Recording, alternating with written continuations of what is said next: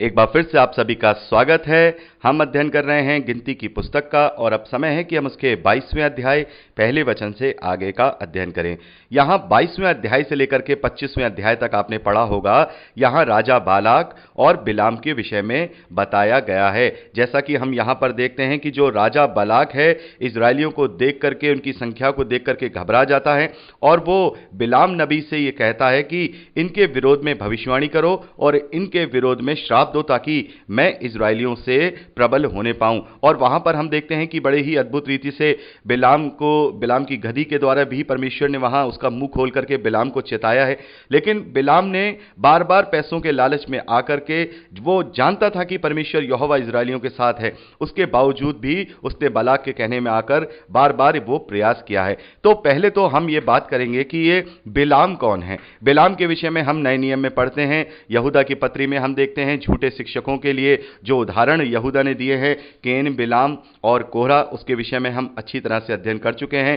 केन जो है घमंड को और ईर्ष्या को दर्शाता है, बिलाम लालच को दर्शाता है, लोगों को गलत बातों के लिए उकसाने वाला दर्शाता है, और जो कोरह है वो विद्रोही के रूप में दर्शाया गया है। तो हम इसके विषय में अच्छी तरह से अध्ययन कर चुके हैं। और प्रकाशित वाक्य उसके दूसरे अध्याय उसके 14वें वचन में भी प्रभु यीशु मसीह ने बिलाम की शिक्षाओं का जो है वहां उदाहरण दिया है कि मुझे तुम्हारे विरोध में कहना है कि तुम बिलाम की शिक्षाओं पर अपना मन लगाते हो। तुम में से कुछ लोग बिलाम की शिक्षाओं पर मन लगाते हैं जो कि व्यभिचार करना और मूर्ति पूजा करना सिखाते हैं। तो यहां पर हम बिलाम का वर्णन देखते हैं तो नए नियम में बिलाम को एक लालची और लोगों को परमेश्वर के विरोध में भड़काने वाला दर्शाया गया है। और पुराने नियम में हम देखते हैं, जब हम यहोशू की पत्री को पढ़ेंगे, माफ कीजिएगा, यहोशू की पुस्तक को पढ़ेंगे, तो वहां हम देखेंगे कि बिलाम को घात कर दिया जाता है। तो यहां हम देखते हैं ये जो बिलाम है, ये परमेश्वर यहोवा का ही नबी है, ये किसी और परमेश्वर का नबी नहीं है, क्योंकि इससे जो बात कर रहा है वो परमेश्वर यहोवा कर रहा है और ये इजरायली भी नहीं है। तो बिलाम एक गैर इजरायली परमेश्वर का नबी है जो कि लालची नबी है, पैसों के खातिर परमेश्वर की बात को अनदेखा करने वाला नबी है।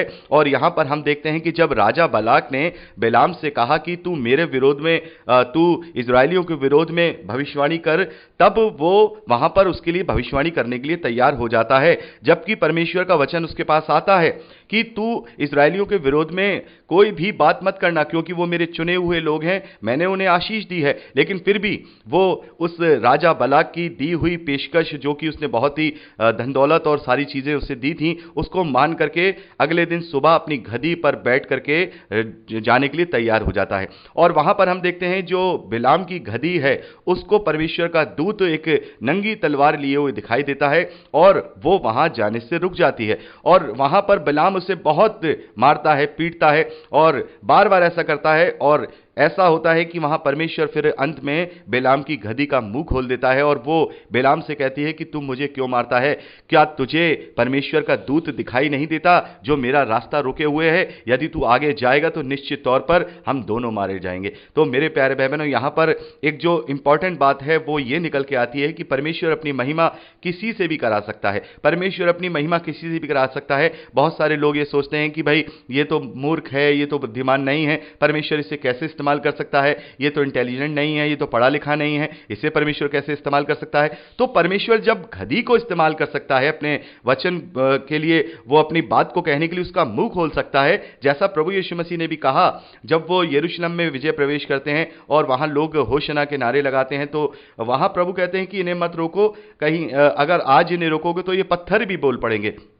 तो परमेश्वर अपनी महिमा किसी से भी करा सकता है, परमेश्वर अपनी बात को किसी से भी कहलवा सकता है। तो ये बात हम यहां पर इस बात को जब देखते हैं तो इससे वो प्रूफ होती है।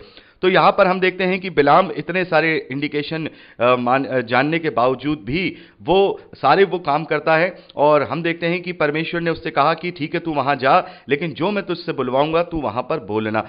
तो मेरे प्यारे भाई बहनों, आपने 23वें अध्याय और 24वें अध्याय को जब पढ़ा होगा तो यहां पर देखा होगा कि मोआब के राजा बालाक के कहने में बिलाम ने 3 बार कोशिश की है कि वो इजरायलियों को श्राप दे सके और उसने सारी तैयारी की है। हम वहां देखते हैं कि वेदियां बनवाते हैं, 7 वेदियां बनवाई हैं और वहां 7 बछड़े और 7 मेढ़ों की बलि भी चढ़ाई गई है। लेकिन फिर भी परमेश्वर ने बिलाम के मुंह से इस्राएलियों के लिए आशीर्वचन ही निकलवाए, उसके मुंह से उनके लिए श्राप नहीं निकल पाया। यहां जब हम पहला प्रयास देखते हैं 23वें अध्याय पहले वचन से लेकर 12वें वचन तक, तो यहां पर हम देखते हैं कि जब वो उन्हें श्राप देने के लिए तैयार होता है तो परमेश्वर उसके मुंह से आशीष के वचन निकलवाता है। यहां लिखा है, परंतु जिन्हें परमेश्वर ने श्राप नहीं दिया उन्हें मैं क्यों श्राप दूं, और जिन्हें यहोवा ने धमकी नहीं दी मैं उन्हें कैसे धमकी दूं। चट्टानों की चोटी पर से वो मुझे दिखाई पड़ते हैं, पहाड़ियों पर से मैं उन्हें देखता हूं।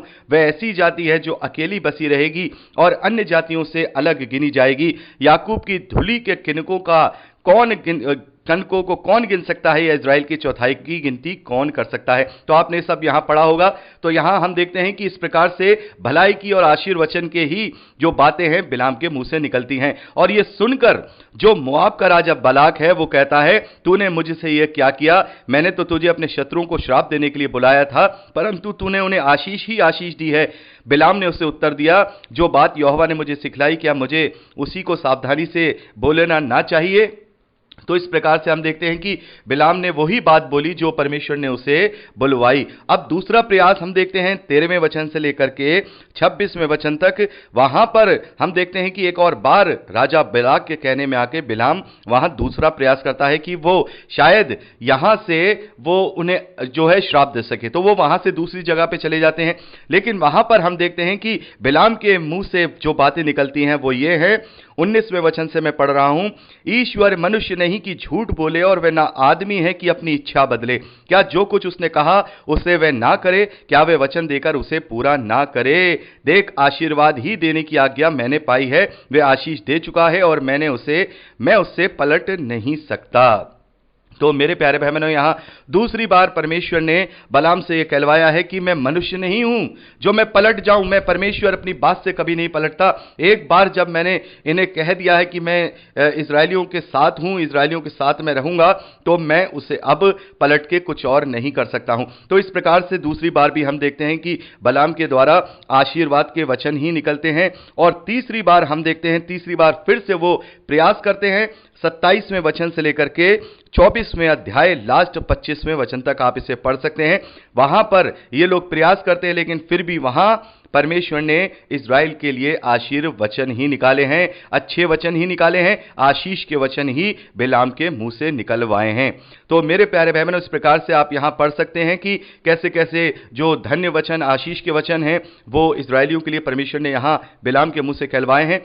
लेकिन जो इंपॉर्टेंट बात है वो ये है, 24वें अध्याय 14वें वचन से लेकर के 25वें वचन तक जब हम पढ़ते हैं तो कुछ भविष्यवाणियां भी बिलाम के मुंह से परमेश्वर ने वहां पर कहलवाई हैं। और जैसा कि आपने वहां पर पढ़ा होगा, खास तौर पर हम देखते हैं जब हम 17वें वचन को देखते हैं, यहां पर लिखा है, मैं उसी को देखूंगा तो सही परंतु अभी नहीं, मैं उसे निहारूंगा तो सही पर समीप होके।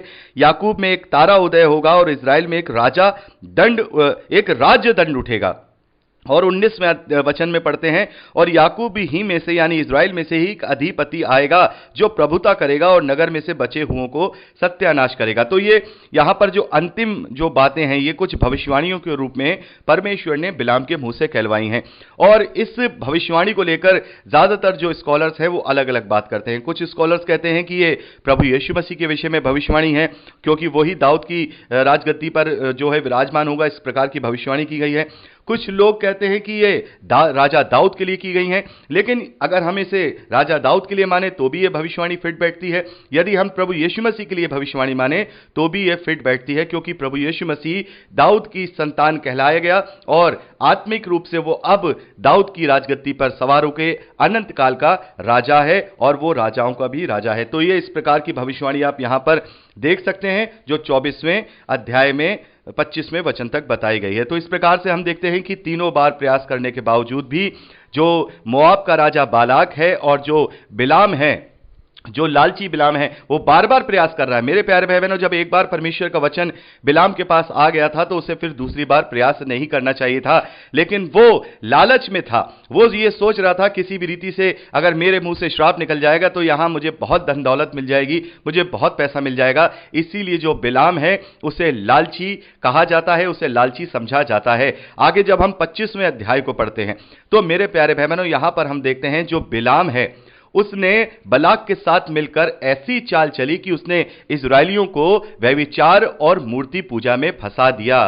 यहां पर हम देखते हैं कि उसने कुछ मोआबी स्त्रियों को, जो सुंदर स्त्रियां थीं, जो लड़कियां थीं, उन्हें इजरायलियों के बीच में भेज दिया ताकि वो उनके साथ व्यभिचार करें और फिर वो उन्हें अपने में मिला करके अपने देवी देवताओं की भी पूजा कराएं। इसीलिए प्रभु यीशु मसीह ने प्रकाशित वाक्य उसके 2 अध्याय 14वें वचन में कहा है कि कुछ लोग ऐसे हैं जो बिलाम की शिक्षा पर चलते हैं, और बिलाम की शिक्षा यह है कि वो लोगों को मूर्ति पूजा करना और व्यभिचार करना सिखाता है। यहां 25वें अध्याय में हम कहीं बिलाम का नाम तो नहीं पढ़ते हैं, लेकिन ये जो सारा जो प्लानिंग की है, जो योजना की है, वो बिलाम के द्वारा ही की गई है, और वो हर रीति से बलाक के लिए कुछ ना कुछ ऐसा करना चाहता है ताकि बलाक, जो कि मोआब का राजा है, वो बिलाम को अच्छे पैसे, धन दौलत दे सके। तो ये सारा सब कुछ बिलाम ने ही वहां कराया है।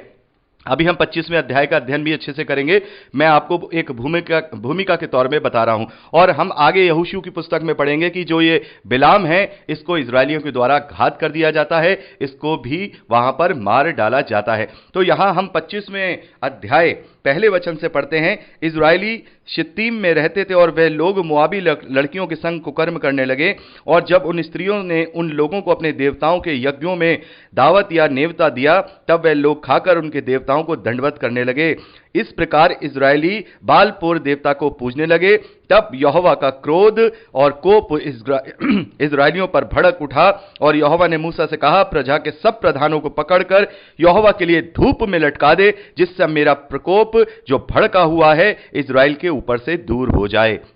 तो मेरे प्यारे भाई बहनों, इस प्रकार से हम देखते हैं कि यहां पर जो बालाम है और जो बालाक है, उन्होंने इस प्रकार से इजरायलियों के बीच में ये गलत काम फैलाया ताकि वो लोग अपना ध्यान भटका सकें और वो जो उन पर वो लोग काबिज हो सकें। तो यहां पर हम देखते हैं कि इस प्रकार से भले ही ये योजना उसने बनाई थी, लेकिन फिर भी करा तो इजरायलियों ने ही था। इजरायलियों ने जो किया उसका दंड परमेश्वर ने वहां दिया। और आपने जैसा यहां पर पढ़ा होगा, जैसा मैंने आपसे कहा था, आप इसे पढ़ लीजिएगा, तो आपने यहां देखा होगा कि वहां उनके बीच में मरी फैल जाती है, और उस मरी में लगभग 24,000 इजरायली पुरुष मारे जाते हैं। और वहां पर हम देखते हैं कि एक जो पुरुष है इजरायलियों में से, वो एक मिघानी लड़की को, एक मिघानी स्त्री को डेरे में ले आता है और उसके साथ गलत कार्य करना चाहता है। लेकिन जो हारून का पोता एलियाजार का बेटा है, वो वहां पर, जिसका नाम पिनहास है, वो जाकर उन दोनों का घात कर देता है। उसको इतना गुस्सा आता है परमेश्वर के प्रति जब वो देखता है कि छावनी के अंदर ये गलत कार्य होता है, तो वो अपने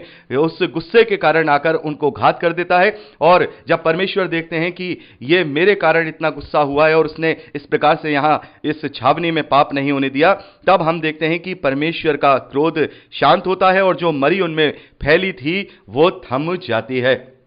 तो मेरे प्यारे बहनों, इस प्रकार से हम देखते हैं कि ये यहां पर जो ये मरी फैली है, इसमें भी कम से कम 24,000 मनुष्य मर गए हैं परमेश्वर के क्रोध के द्वारा। तो ये एक बलाम के विषय में और राजा बलाक के विषय में यहां पर लिखा गया है, जो 22वें अध्याय से लेकर के 25वें अध्याय तक हम पढ़ते हैं।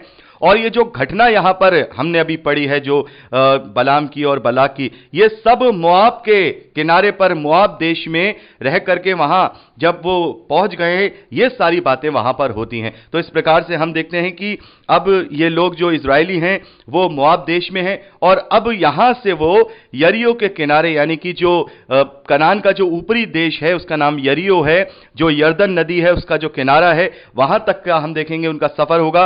और यहीं से वो फाइनल काउंटडाउन शुरू होगा, जिसमें जो इजरायली हैं वो यरीहो से होते हुए पूरे इजराइल पे कब्जा करेंगे, जिसके विषय में अभी हम आगे यहोशू की पुस्तक में अध्ययन करेंगे। तो इस प्रकार से हमने यहां 25वें अध्याय तक देखा कि मोआब में रहते हुए किस प्रकार की घटनाएं घटी राजा बलाक और बिलाम के विषय में, और उन्होंने किस प्रकार से वहां योजना बना करके इजरायलियों के बीच में गलत काम किया और परमेश्वर का क्रोध भड़का, और वो लोग 24,000 लगभग मर गए। तो मेरे प्यारे भाई बहनों, 26वें अध्याय का अध्ययन अगली रिकॉर्डिंग में करेंगे। प्रभु